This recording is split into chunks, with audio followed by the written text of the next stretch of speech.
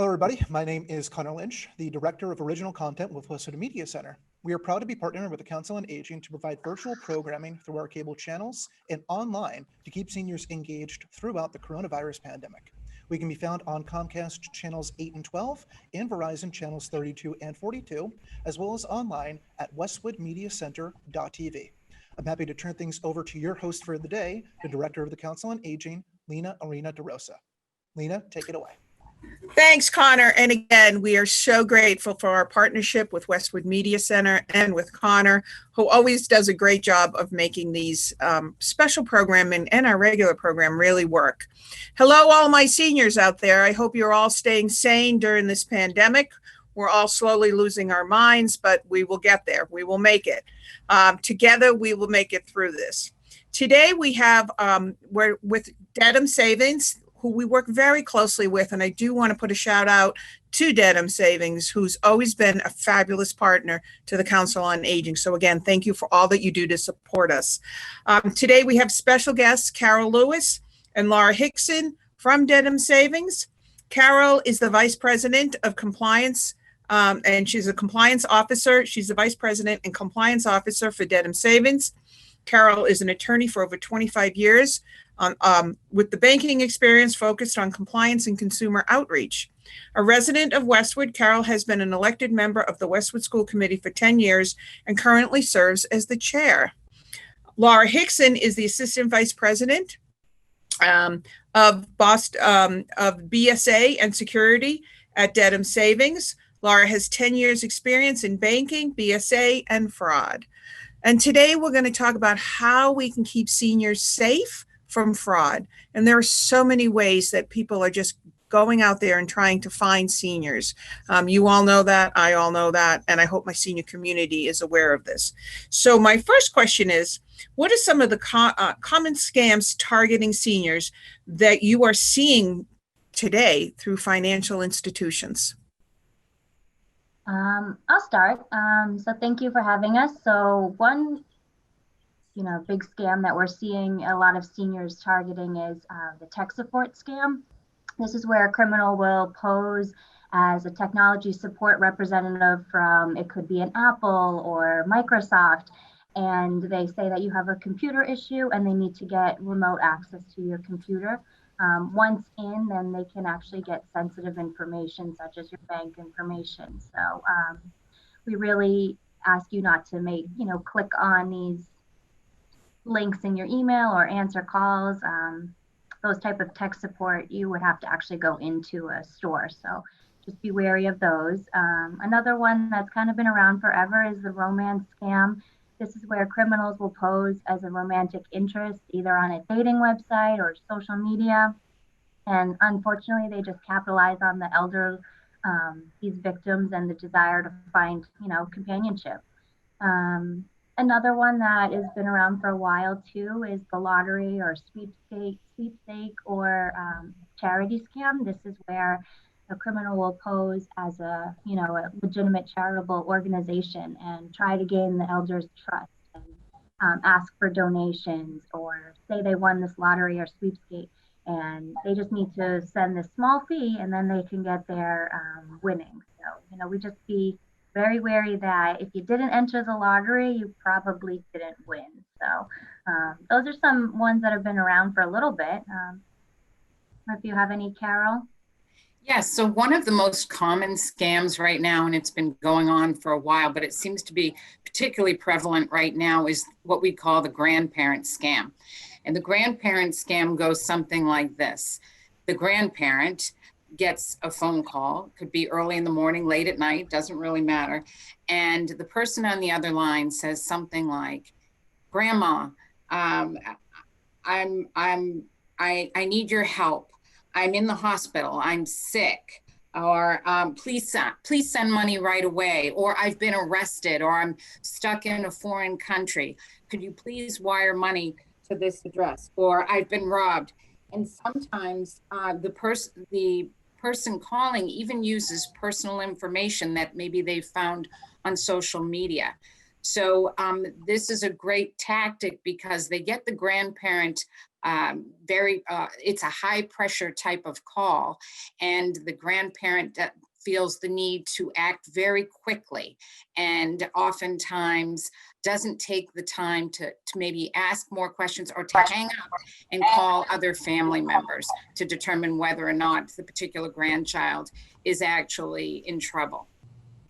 So that's a very common scam. And there are other very common scams these days because of what's going on in our world with this pandemic. So scammers are quick to take advantage of folks during these difficult times. So for example, seniors are getting calls or letters offering them home test kits. So in order to get that home test kit, you must provide personal financial information. For example, give us your credit card number, give us your medical insurance information. Oh, and by the way, in order for us to get to that, we also need your social security number. So they are taking advantage again of this pandemic in that way.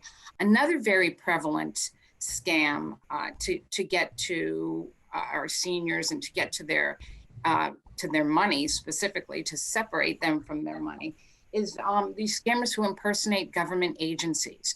So you've probably heard about folks who have received calls from the quote unquote IRS demanding that you owe money to us.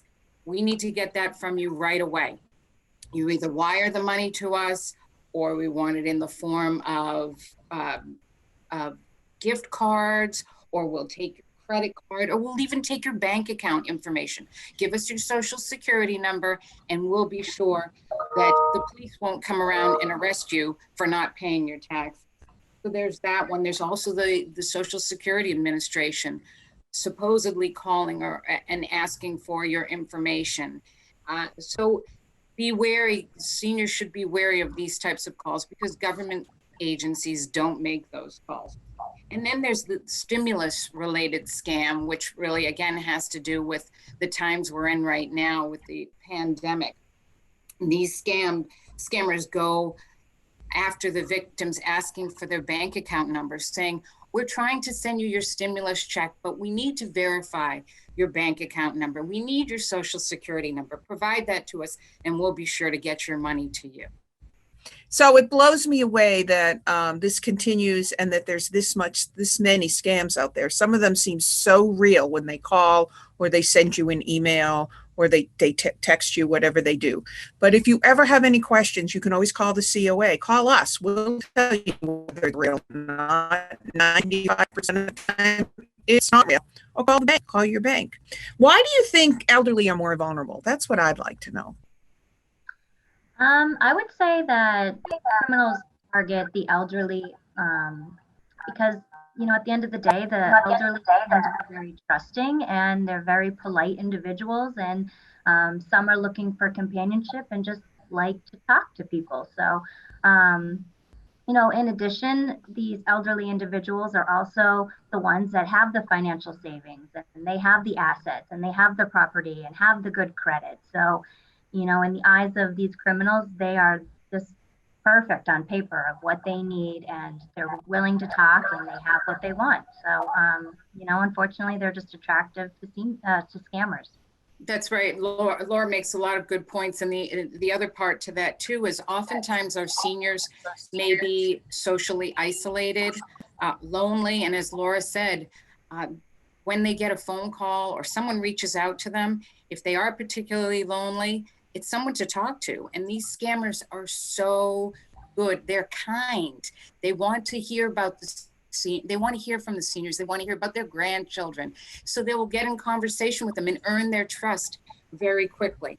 Oftentimes too, seniors are vulnerable because maybe they are grieving. They've had a recent loss. And again, it's someone oftentimes for them to speak to.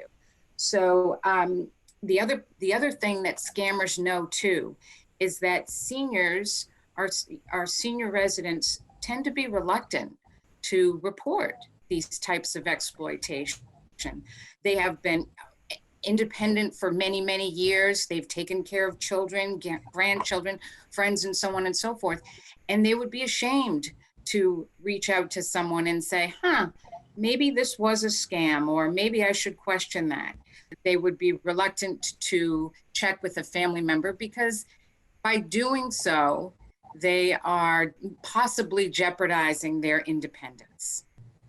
Yeah, just to add to that, Carol, sometimes majority of these elderly scams that we're seeing, unfortunately, are being targeted by their family or caregivers. So they may not want to report it because, you know, it is somebody that they love and care about and want to protect them too. So there could be that personal tie to it as well.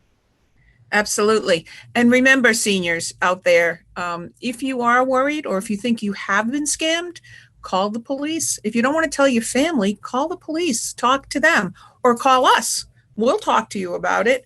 And if you are lonely and would like a phone call, we have friendly visitor calls, friendly calls all the time. We have a whole list. We put you on our list so that you can have someone that you know is safe to chat with once a week. Okay, so my final question for you is, what can caregivers and seniors do to really protect themselves? Because some of these scammers are so good at what they do. I can tell you, I've gotten personally some of these calls. I'm sure both Laura and Carol have, or an email that looks so real from Bank of America. Then you know that it's not Bank of America, but it looks so real. So how do we all protect ourselves from this? So there are many different things that folks could do, and not just seniors, really everyone. Right. So that we protect ourselves from these scammers who really make it their job to get even one or two people a day. And that bodes well for them. They make a lot of money off of these scams. So one thing to do is, and this applies to all scams, resist the pressure to act quickly. When someone calls you, when you get a text, when you get a letter or an email, and it says, you know, a police car will be coming by to pick you up if you have not wired this money by tomorrow, or when the grandchild, the quote unquote grandchild, calls and says, I need this money right away. Resist that urge to jump quickly. It's also one of the most important points is, if it seems too good to be true, it is. So if you are getting a windfall, a huge amount of money, and you pretty much did nothing to get it, it's not true. And someone is trying again to separate you from your money. The other really important point is for caregivers. It's important that caregivers have discussions regularly with the folks they're taking care of. Talk about the scams that are out there. Let them know that these scams are prevalent and that they're not just going after the elderly. We are all vulnerable. And these are things that here are some things or tips and tricks that we can do to avoid being scammed. For example, don't answer phone calls from numbers that you don't recognize. Don't respond to emails that you don't recognize, when you don't recognize the email addresses. What else? Don't respond to text messages that come from unknown or suspicious numbers. And probably one of the most important points is, don't share your personal financial information with anyone. The only times you'd have to do that is if you open a bank account, for example, you have to do that. But the IRS is not going to call you and ask you to verify your personal financial information. Your bank is not going to call you to ask you to verify that either. So keep your social security number close. Don't keep it in your wallet. Do not share it with folks. Don't share your bank account or your credit card numbers. And be suspicious of callers who try to pressure you again to take immediate action, to make an immediate payment, or to share your personal information right away. Laura, I know you have more. There's so much to do. Yeah, so to kind of go along with some of the scams we talked about earlier, I would say it's very important that, like Carol said, if an email comes in and you're not sure who it's from, but also do not click on links in emails or text messages or anything just popping up on your computer. Always be very mindful of that. Even if it looks like it's coming from a number you think you know, just always be careful of what you're clicking. And then to go along with the grandparent scam that Carol talked about, these scammers are really utilizing social media for a lot of this personal information. And, you know, everybody's on social media now, including the elderly, and it's how everybody stays connected now. And, um, you know, grandma might just be posting a picture of her grandson who's off to college out of state, and she's so proud of him. And she says where he's going to school and that he's going to be traveling or going on this study abroad trip. But guess what? She just posted all that information for a scammer to now call her and say, Grandma, I'm stuck in a different country. So just be careful of what you are posting and sharing. I know it's a proud moment, but you know, those scammers are just trying to capitalize on that. So, um, you know, at the end of the day, we just really try to emphasize that you need to trust your instincts. And if it doesn't feel right, it's probably not right. And like Lena said, if you don't feel comfortable reaching out to family, you can always call the police directly, call your bank. They will be very willing to talk it out with you and just let you know if it doesn't sound right. You know, sometimes that third party person is always good to just say, something seems off. So just use your resources because we're all here to help. So one of the things I want to make sure all my seniors know is that it doesn't just happen to seniors, it happens to all of us. We all get those calls, we all get those emails. It's the way we respond, and we should all be careful of the way we respond. And again, if you're not sure, I loved what Laura and Carol had to say, which was call your bank. Call us here at the COA or call the police.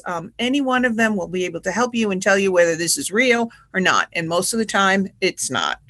I really want to take a minute again and thank Laura and Carol from Dedham Savings. We are so blessed to have you guys as our partners. We love Dedham Savings. I've been working with them since I started here 5 years ago, and you are all wonderful partners to us. So thank you. And again, thank you, Westwood Media Center, for having these programs for us. We will continue doing more special programming, so stay tuned. Please, all my seniors, remember, wear your masks, please.